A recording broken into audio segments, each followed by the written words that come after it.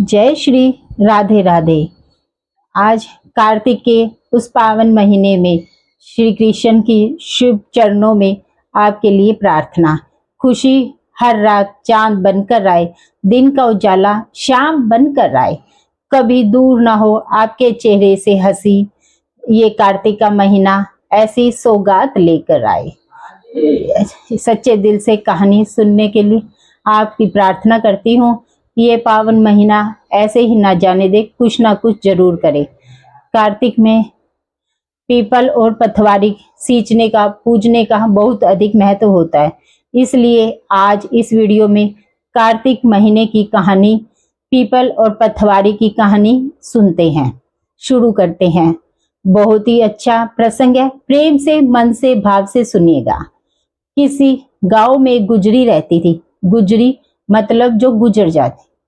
उनके पति बेटा गांव से बाहर काम करते थे। घर में सिर्फ गुजरी और उनकी बहू थी। उनके पास एक गाय थी। अब वो गुजरी ने अपनी बहू से कहा कि जा, इस गाय का जो दूध दही बनता है वो बाजार में बेच गया। अब उसने कभी ऐसे बाहर नहीं गई, कभी उसने बेचा नहीं कुछ। तो सास ने कहा तो उसको बात माननी पड़ेगी। तो वो दूध बेचने, दही बेचने गई। तो रास्ते में उसने देखा कार्तिक का महीना चल रहा है और पीपल और पथवारी की सींच रहे हैं। ये बात उसको अलग सी लगी। तो वो बैठकर सभी के पास देखने लगी और पूजा करते देखने के बाद उस बहू ने पूछा कि तुम ये क्या कर रही हो। तो सभी औरतों ने जवाब दिया कि हम पीपल और पथवारी जी सींच रहे हैं। तब उसने कार्तिक महीने के बारे में बहू को कुछ भी नहीं पता था। उसने पहली बार ऐसा देखा। तो उसने फिर उनसे पूछा। तब उन्होंने कहा ऐसा करने से क्या होता है। तब उसने कहा कार्तिक का महीना बड़ा प्रताप का महीना है। कार्तिक के महीने में पीपल पतवारी सींचने से जीवन की सभी परेशानियां खत्म हो जाती है। कार्तिक महीने का बहुत प्रभाव है। पूरा कार्तिक ऐसा करने से अन्न धन की कमी नहीं रहती।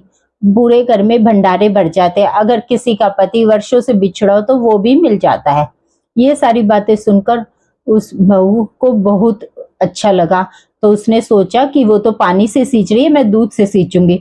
उसने सच्चे मन से हर रोज आती, सारे दूध दही से पीपल और पथवारी को सींचने लग जाती। वही औरतों के पास बैठी रहती, उनसे कार्तिक मातम और कहानी सुनती और भगवान विष्णु के लिए उस बहुत ही सदाभाव बचपन से था। पर कार्तिक में ऐसा पूजा करते हैं उसे नहीं पता था। वो घंटों वहीं बैठी रहती और भगवान को याद करती रहती, जाप करती रहती। अब घर पर जो उसकी सास थी वो सोचती बहू अब तक रोज आने में देर हो जाती है क्योंकि दूध दही बेचने के लिए दूर जाती है। अब सास ने उसे पैसे मांगे, दही जो बेच कर आई है। तो बहू कहने लगी कि सेठ महीना खत्म होने पर ही हिसाब करेगा, तब मैं सारे पैसे लाकर आपको दे दूंगी। अब सास ने भी कहा कि ठीक है। अब कार्तिक का महीना धीरे धीरे पूरा हुआ। कार्तिक महीना पूरा होने पर उसको डर लग रहा था। अब वो क्या करेगी, सास पैसे मांगेगी तो सास को पैसे नहीं दूंगी तो वो चिल्लाएगी। तो कार्तिक का दिन था तो वो पीपल पथवारी पर धरना देकर बैठ गई। पीपल देवता ने उससे पूछा कि तुम यहाँ क्यों बैठी है। तो उसने कहा मेरी सास दूध दही के पैसे मांगेगी तो मैं उन्हें क्या कहूंगी। तो पीपल देव ने कहा तो मेरे पास पैसे तो नहीं है, ये डंडे पत्ते हैं, भांडे हैं, ये इन्हीं को ले जा और गुल्लक में रख देना। और बहू को आस्था थी और विश्वास था। घर गई, सास ने पूछा पैसे लाई है। उसने कहा हाँ लाई हूं, मैंने गुल्लक में रख दिए। अब सास ने गुल्लक खोल के देखी तो उसकी आंखें सटी की सटी रह गई। गुल्लक तो हीरे मोती से जगमगा रहा था, पत्ते धन में बदल गए। यह देखकर सास बोली इतना धन कहाँ से लाई, ये तो दूध दही की पैसे नहीं है। तो बहू ने सारी बात सच्ची सच्ची सास को बता दी। कहा कि उसने तो दूध दही से पीपल पथवारी को सींचा था।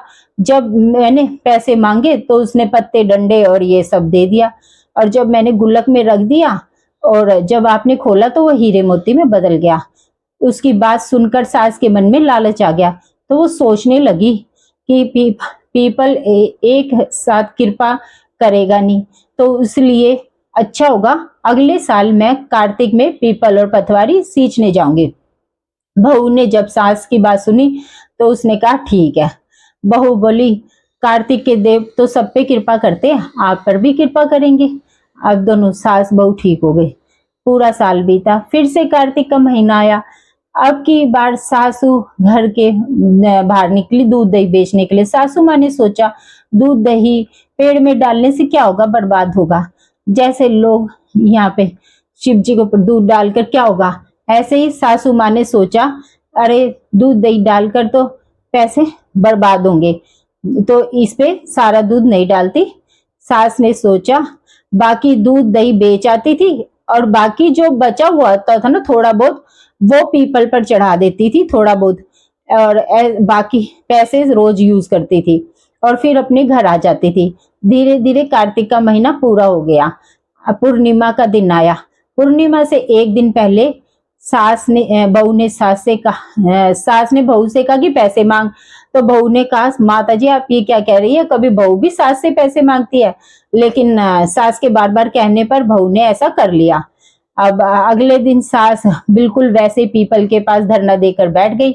उसके सामने भी पीपल के देवता प्रकट हुए। उससे पूछा क्या बात है। तो सासू माँ बोली मेरी बहू मुझसे पैसे मांग रही है, मुझे पैसे दो। पीपल देव ने कहा पैसे तो मेरे पास नहीं है, ये घाटे पत्ते और डंडे हैं, इन्हें ले जा और इन्हें गुल्लक में रख देना। उसने भी वैसे ही किया। जब बहू ने गुल्लक फोड़ी उसने देखा कीड़े मकोड़े चल रहे हैं। अब बहू ने अपनी सास से पूछा ये सब क्या है। सास ने बड़ी हैरान थी। कीड़े देखकर बोली पीपल पथवारी ने बड़ा दुबलापन किया, तुम्हें तो धन दौलत दिया, मुझे कीड़े मकोड़े दिए। फिर इस तरह सभी पड़ोस की औरतें बोली तुम्हारी बहू ने सब कुछ अपने मन से किया था, सच से किया था, लेकिन तुमने धन के लालच में किया। अब सास को अपनी गलती का एहसास हुआ।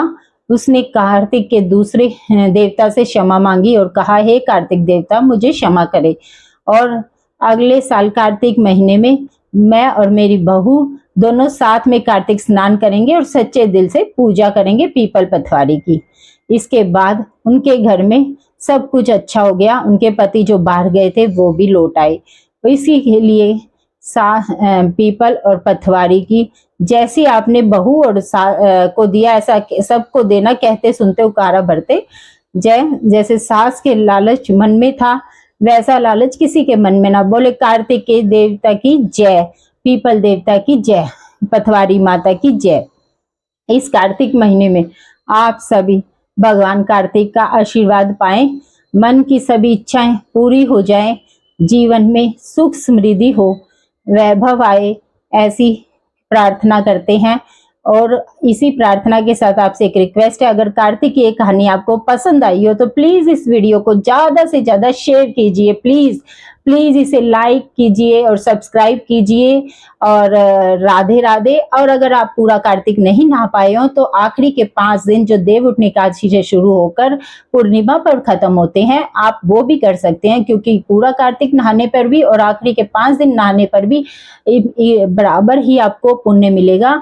तो इसीलिए आप लेकिन कार्तिक के महीने में जरूर पूजा स्नान दान करें और कार्तिक में कहानियां सुने। जय श्री राम।